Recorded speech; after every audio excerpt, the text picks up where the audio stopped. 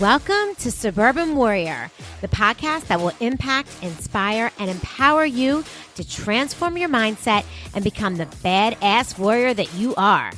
I'm your host and fellow warrior, Crissy Piper, former clinician and corporate marketing exec turned multi-passionate entrepreneur, performance and life coach, and mom to 4 not-so-little warriors. Each week, I will bring you honest conversations with inspiring guests to share their stories of resilience, optimism, success, and simple yet effective strategies so that you transform your thoughts and change your behavior to get the results you want in your life. You will be empowered to take action, warrior up, and believe in you. Let's do this.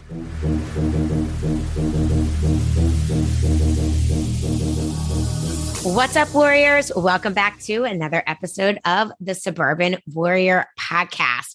And as always, I have with me today another amazing suburban warrior here to share her story and expertise with you. And I'm really thrilled to have an expert in psychotherapy on today because I really feel like we've all been living through trauma, right? These last couple of years. And some of us, certainly a lot more than others, because we've all have experienced trauma in our lives. But I believe with the pandemic and everything that's been going on, there has been like this steady low or sometimes high level of trauma that we've all experienced. And we're living with it. And sometimes we don't even realize it. So very excited to get down and deep and learn a lot from my guest today, Shari Botwin. She is a licensed social worker and psychotherapist. Got to get that right. She has a private practice since 1996. And prior to starting her own practice, Shari worked at the Renfrew Center in Philadelphia. She provides individual, group, and family therapy with a specialization in treating trauma, abuse, eating disorders, anxiety, and depression. Shari also provides virtual individual and family teletherapy using a HIPAA-approved telemedicine platform. Shari holds a master's degree in social work from Rutgers, and her second book, Thriving After Trauma, Stories of Living and Healing, released worldwide on November 4th, 2019. She's been featured to offer commentary on a variety of national media outlets, such as The Today Show, Good Morning America, NBC Nightly News, NBC News Now, MSNBC, and many, many more. She also has a podcast that she will share with us today. And I am so excited to welcome you to the podcast. I'm excited to be here with you. Thanks for having me. Absolutely. I think that the work that you do is so important. I can't wait to get some more information and expertise on, really how all of us can thrive after trauma, because I think that some of us have been through trauma and don't even realize how much it's affecting our lives. And I'll share actually a short story anecdote before we even get into it, because my mother passed away when I was younger and my father lived for many years after. And he passed away about 4 years ago. But prior to that, he was sick. And we found him on Christmas Eve. My uncle found him on the floor of his home, and he had been there for a while. And when my uncle went in, he was unconscious on the floor. So I got a call about to go to Christmas Eve Mass that he was on the floor unconscious. So I jump in my car. At the time I lived about 45 minutes from him. And the whole time I'm just thinking he's passed and that we didn't find him. And so it wasn't until years later, he ended up being okay and coming back from that episode. But I didn't realize till years later when I was actually in therapy and speaking with my therapist that I had PTSD around the holidays from that one incident. Now, granted, I had many other incidents, but I had trauma, like my mom passed away and that was traumatic. And I've had other trauma in my life. But I always got, after that happened with my dad, I always had this feeling around the holidays that I just couldn't shake. And it was, I don't even know how to describe it, but it was this PTSD that I was feeling because of that Christmas Eve that happened that was so traumatic for me in that moment that I couldn't shake it. So I just share that because it wasn't until I really dug deeper and thought about it something that I experienced years ago was like lingering with me. So that's why I'm really excited to talk to you today. So you're a psychotherapist, you specialize in trauma. How did you really figure out that you really wanted to hone in on helping people with trauma specifically? So when I worked at the Renfrew Center, I met so many women who had a multitude of trauma in their background. And I could really see the connection between struggling with things like eating disorders, drug addictions, depression, with going through something earlier in life that hadn't been addressed. That was one of the reasons. The other reason was because I worked at the Renfrew Center and I was talking to so many women with abuse histories, I was able to realize my own backstory. I was able to start looking at where I came from and that I had repressed, buried, stored so deep away in my consciousness, some things that I went through growing up. So it's sort of, I call it my job, what I do, but I feel like it's more like my life, passion, and purpose. And the work that I do is partly what keeps me moving forward. Even now in my early 50s, I'm still learning things about myself and figuring things out because I'm talking to so many people about their experiences and I'm understanding on so many levels how things affect us. Even when you just told your story about your dad,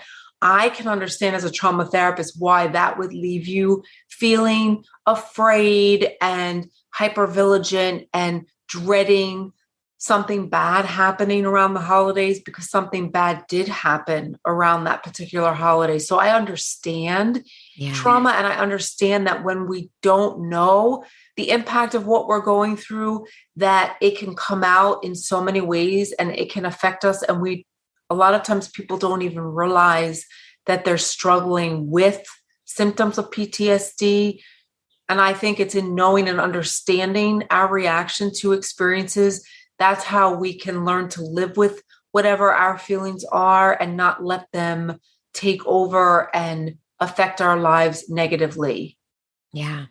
So that's really fascinating. So that, because I mean, obviously you went through all of this schooling and you learned, all there is to learn about it, but it wasn't until you were at the Renfrew Center and working with these women that experience all this trauma and abuse that all of a sudden, I'm assuming you started to uncover some of your own trauma personally.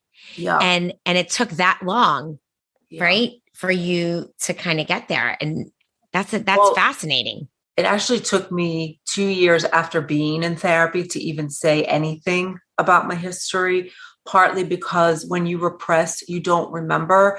So you lose words, you lose a sense of your reality in your past, and you're not able to connect with feelings that you struggle with in your present. So in my middle 20s, I was having a lot of nightmares. I was terrified of men. I never thought I was going to be able to be a parent. And I couldn't stand feeling that way. And I knew that I had felt that way since I was a teenager, but I decided, especially because I'm at that age where all of my college friends were starting to get married and have kids. And I felt so different than everybody else that I decided I needed to figure out what was going on. So even though I could really relate to the women I was working with at the Renfrew Center, I didn't actually start talking in therapy about what happened to me until my end of second year in therapy, because I was so afraid and so distrusting of people. And I was so out of touch with what happened to me that when I started remembering, it felt like my whole world just completely fell apart. It was like the first time I realized, oh my gosh, that's what that was, or that's why I felt that way, or that was a pregnancy, and it was devastating. So It was definitely a slow process, but I knew a process that I needed to do. Right. And it was a slow process. And you were in therapy at the time while you, I started uncovering in therapy probably a month after I started seeing my therapist, but did not know that. I would feel things in session with her.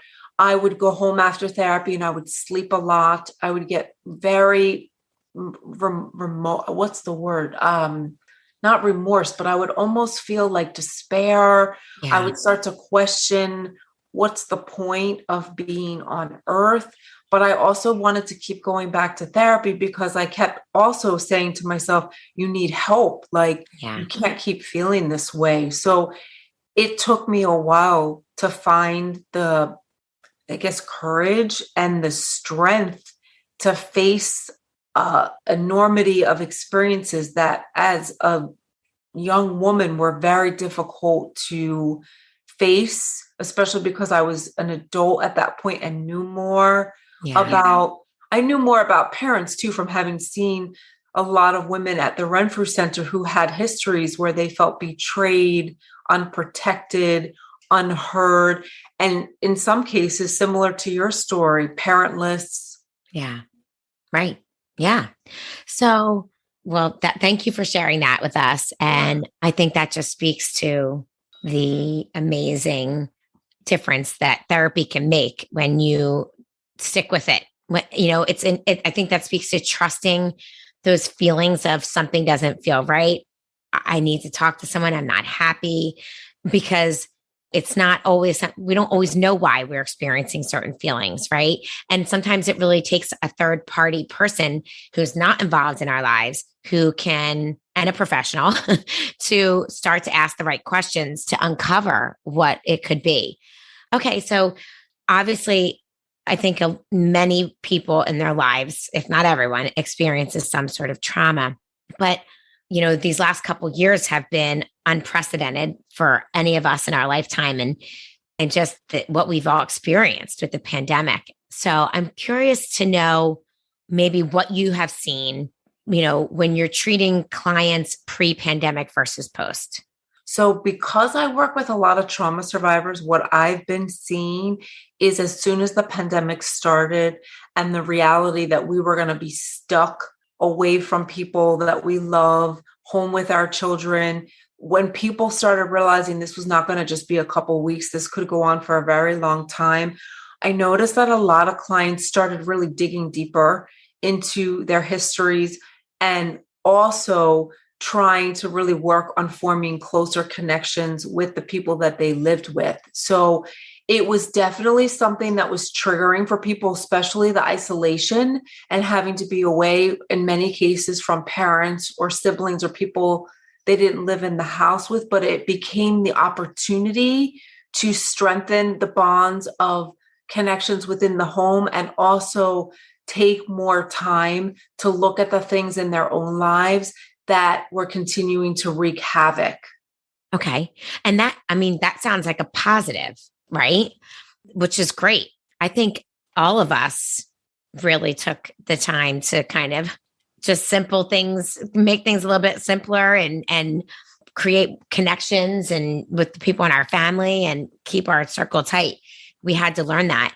And I'm curious if there was any negatives. Yeah. If you saw that, because I think that's positive that we all kind of got a chance to slow down, which is great. And I'm glad you were seeing that. Anything on the opposite side, like, seeing people struggling because of the isolation, because I think that's a big one, especially maybe, for kids and maybe people in their 20 somethings or single people. Yeah. So absolutely. So what I did see, some of the teenagers that I was working with were struggling more with their depression, struggling more with their anxiety. Some of them lost interest in being in school. They hated the virtual learning.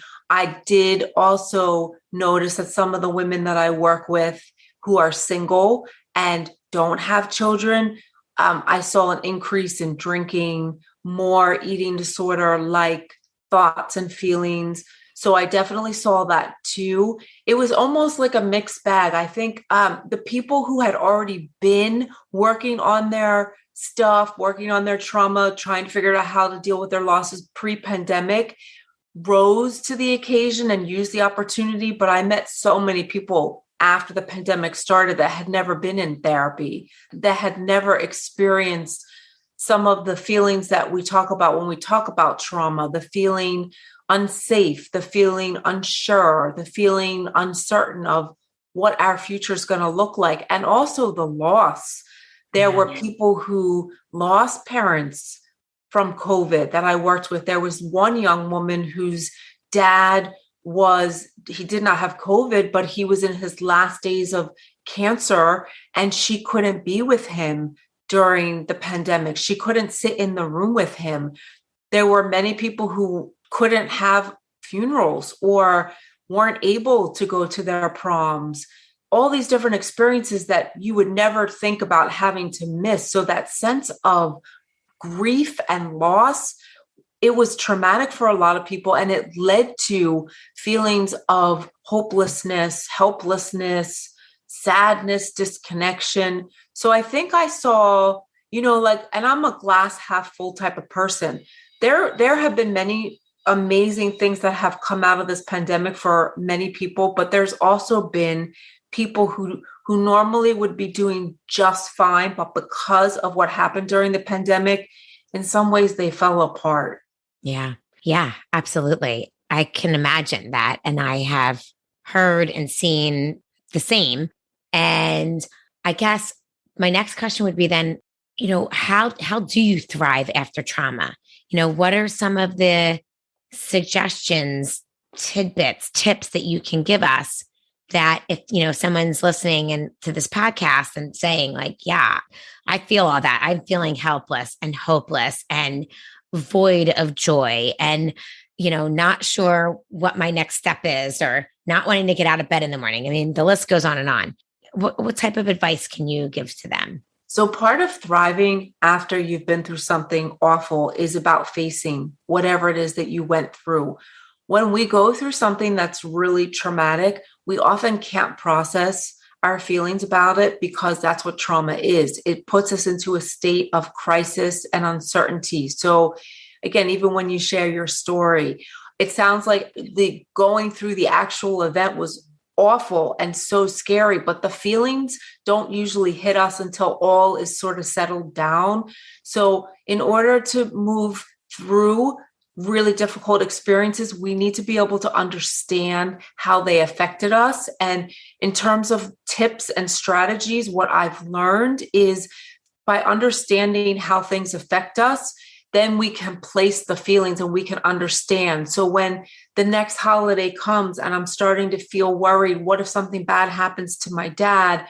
I can place that. I can say, well, something did happen, but that was 4 years ago. And since then, am I seeing anything that makes me think that something's going to happen now? To be able to recognize that when we go through something scary, we revisit the feelings and we re-experience them because things remind us of those experiences. So to be able to figure out that's about my abuse, or that's about when I got in that car accident, or that's about when my dad died, to be able to look at our lives in this moment and figure out, is any of that happening now?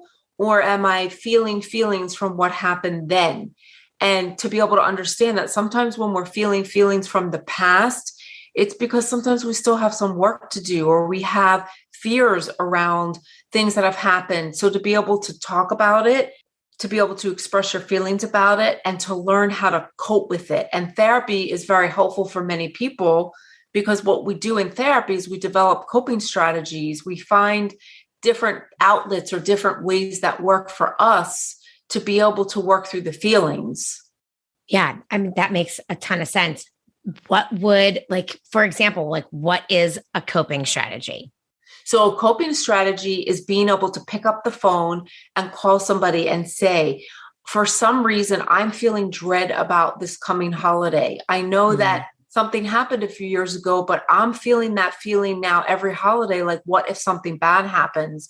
To be able to have a friend say back to you, is something happening right now that you should or need to be concerned about? So getting reality checks, doing some writing. I think also because trauma sits in our bodies, we need to have different outlets. So sometimes it's not about speaking, it's about being. So sometimes we need to also do things like go to yoga class, be in a support group, do creative arts, painting, singing, dancing. Sometimes we need to do things with our bodies to release some of that anxiety that's sitting in our nervous system. I think being able to continue to move forward and plant our feet on the ground and say, what is the purpose of my life today? What do I want moving forward? How can I accomplish these goals? To be able to talk about and write about, this is where journaling can help. What are the things that hold me back? What am I most afraid of? What am I feeling the most guilty about? Do I feel worthy of having safe, good connections? So that I could probably talk all day about coping strategies. And even though they sound sort of simple and there are things that we've heard before, they make a huge difference, because if you keep finding ways to process, talk about, and digest whatever's going on in your heart and mind, you're going to be able to move through those experiences and come out the other side thriving, because you're going to learn how to not let things hold you back, especially fear. Yeah, absolutely.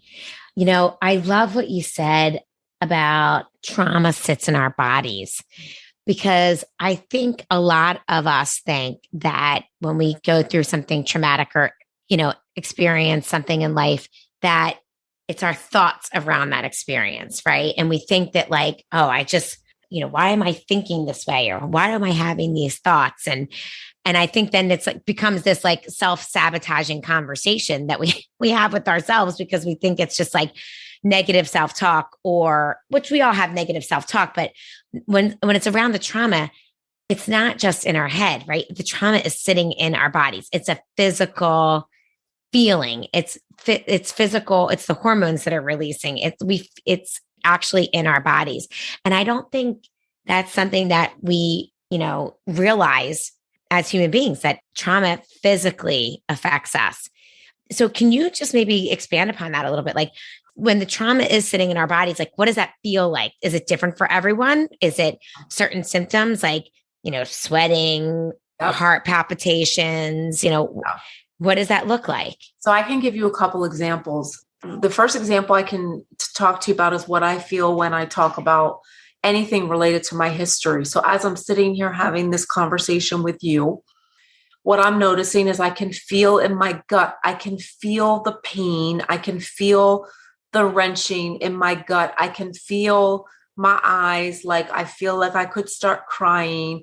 I can feel my body feeling a lot of heaviness. And because I've been doing this work so long, I understand that that's just something that happens for me. So what I need to do is I need to learn how to comfort and take care of that part of me and recognize I'm feeling those feelings, because there's always going to be a part of us that's going to experience our emotions whenever we speak or take ownership of what happened to us. For me, that's what happens.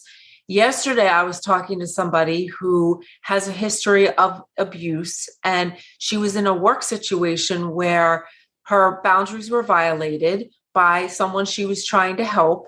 And she was telling me that she could feel her body almost like it was on fire. She will get very itchy. So when she's having flashbacks or revisiting feelings from her earlier history, her body, it does something very different than mine. She notices that she is itching and she won't stop itching. And then she'll notice that she's got these welts all over her body because she's itched her body to a state of almost rawness.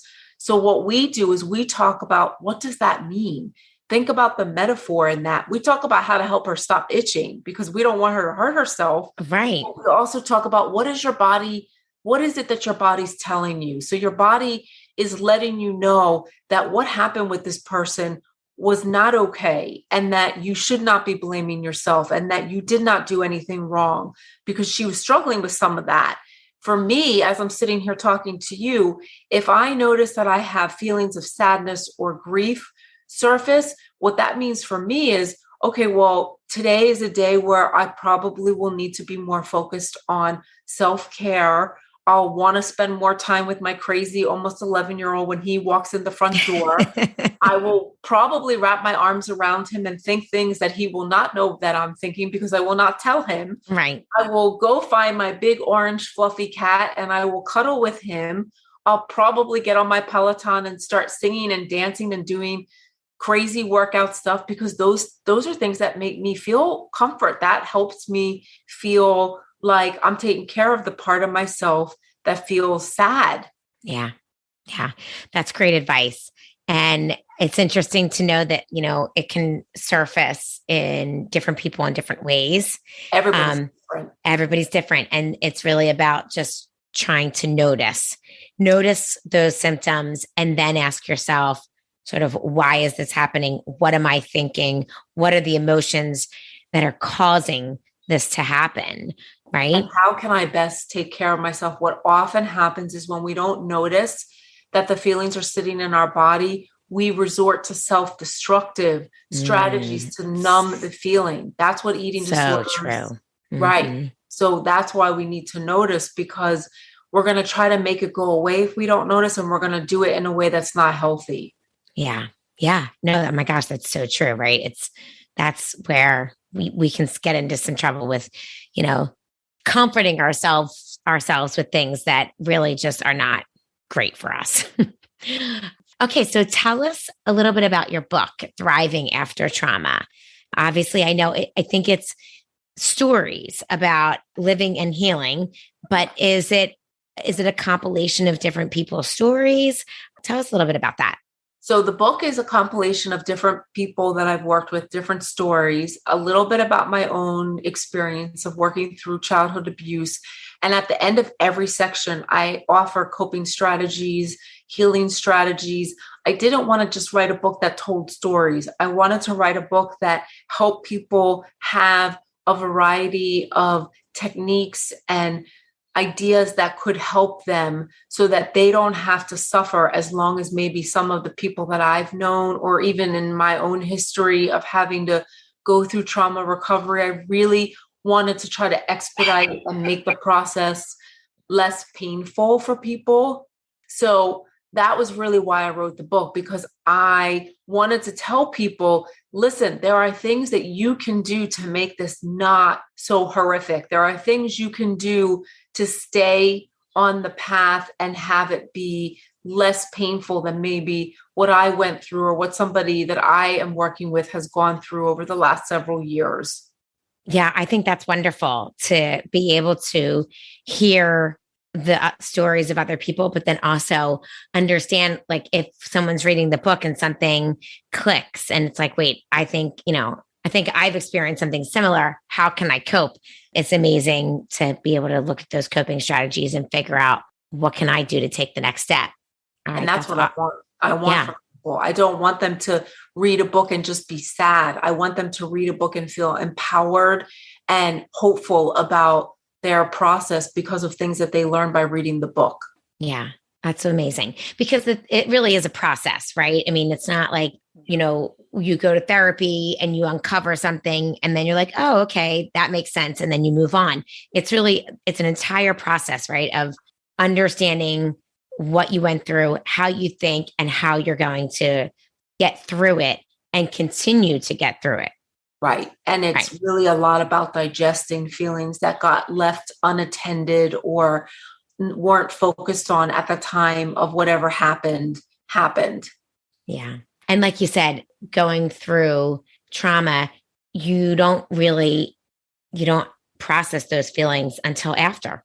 And sometimes, even when it settles, sometimes I think it could be long after until you're ready to process them, right? You have to be ready. When I think about these images we've been seeing the last several weeks in the Ukraine, and I think about these people, these moms, these children, I think to myself, it's going to get so much worse for them, because right now they're just trying to survive and get out and hide. And when they realize what they've experienced, even just the description of the sounds in the sky and how they can't sleep through a night and they're in a constant state of terror and fear.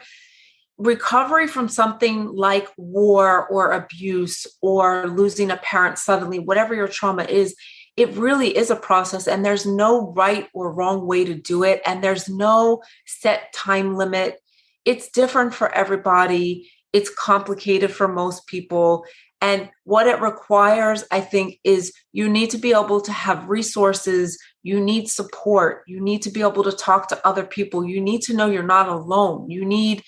I used to picture people wrapping their arms around me when I wanted to give up. I just thought of all the people who would say to me, well, we want you here. Where are you going to go? And that helped me. So I think about that when I think about the images we're seeing overseas. I think that must be one of the things that many of these families have. They have a sense of support and they don't feel by themselves in it, which is for many people a life-saving strategy and way to survive and move out of something so horrific. Yeah, absolutely. And I think, to your point, just the fact that you can lean on resources and strategies like the ones that you are providing, and most of all, knowing that you're not alone. I think that is such a fantastic point for people that might be struggling to understand that you're not alone. Many, many people are going through trauma, feeling the same way. And to absolutely lean on support, resources and support, like your book, Thriving After Trauma. And then you also have a podcast. Is that correct? Yeah. What is your podcast called? So my podcast is called Warrior Women Speak. I like that. I did not title it. My co-host, Judge Aquilina. I love it. She's a fantastic writer. I have no idea where she comes up with these phrases. So we have been doing weekly shows. We just started our second season.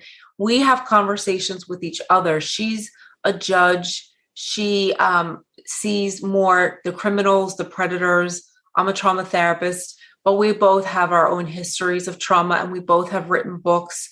So we just get on every week and we talk about things that are happening in the world and how they relate to different experiences that people have already been through. And we do it for a very similar reason why you're probably doing your podcast or why I wrote my book.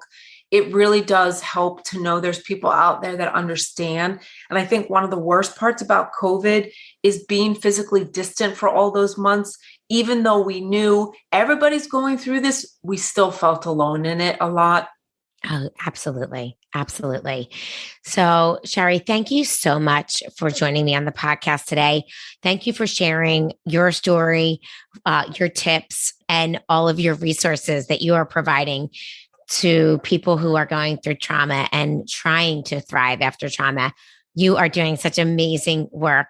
And I think that now more than ever, people like you are really desperately needed. So thank you for sharing all of your wisdom with us today. And you can find Shari on Instagram, right? At Warrior Botwin. Warrior Botwin 7. I had to put a 7 next to it. I don't know why. How many Warrior Botwins are there? I was like, why do I have to have a number? So I love it. 7. I didn't pick that number. Oh my gosh, that's so funny. Well, I would encourage everyone to follow Shari on Instagram. Check out her book, Thriving After Trauma, Stories of Living and Healing. You can find it on Amazon. And, we'll link everything in the show notes to Shari's podcast and to her book. And I want to thank you guys for joining me today. You can find me at Suburban Warrior on Instagram. And I will be back next week with another amazing warrior story for you. Thanks so much, guys. Thank you, Shari. Thank you.